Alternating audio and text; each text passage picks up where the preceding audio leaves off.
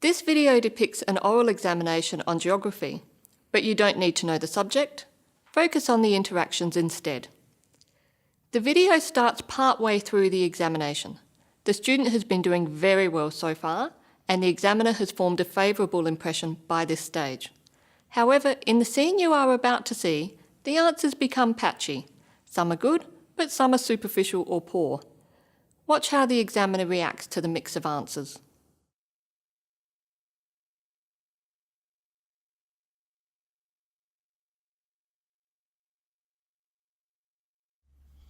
Well, are you happy to talk a bit more about geography? Yes, of course. What are the two main branches in geography? Human geography and physical geography.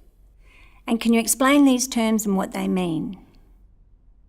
Well, physical geography describes how the Earth is formed, so climates, Earth masses, seas, flora, fauna, in short, everything descriptive about the Earth except for things that are human-made. Human geography is everything else. Okay, can you elaborate on human geography? Well, how cities are built and roads and populations, etc. So how are these things represented in geography? By maps. By cartography. Okay, and what's special about cartography? Well, the point with all maps is that you have to project the surface of a sphere onto a two-dimensional flat surface. And this will always lead to a distortion of some kind.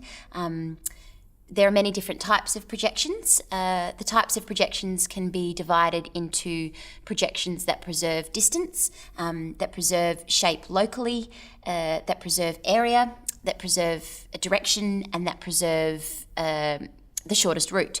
So you can easily see the difficulty if you look at a flight route on a map and then compare it to a globe. On paper, it'll look like a giant detour, but on the globe, you can see that it's the shortest route. That's a wonderful explanation. What can you tell me about the Mercator projection? This was an early projection by a Dutch cartographer. And what does it do? Well, basically, it's a projection on a flat surface. Yes, but aren't all projections on a flat surface? So what's special about the Mercator projection? It's like an orange peel. Well, that's a different kind of projection. That came later. Well, the Mercator is basically a cylindrical projection. But what does that mean for the projection? What does it preserve? Shape?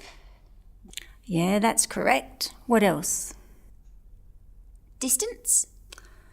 Let's rephrase the question. What does it not preserve?